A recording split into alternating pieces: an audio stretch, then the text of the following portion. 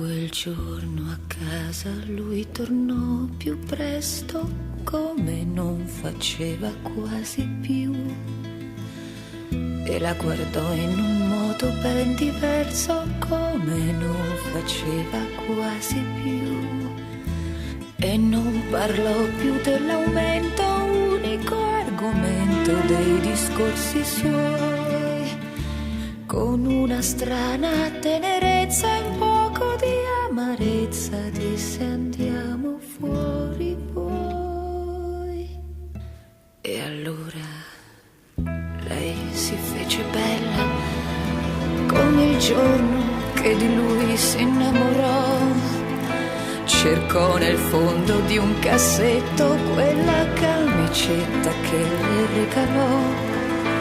e lui la tenne per la mano come la teneva tanto tempo fa,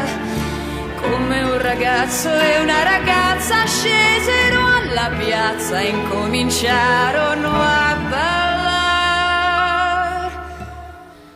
e al suono della loro danza il vicinato addormentato si affacciò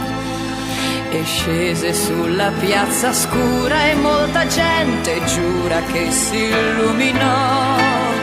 e furono baci rubati, gridi soffocati che nessuno soffocò,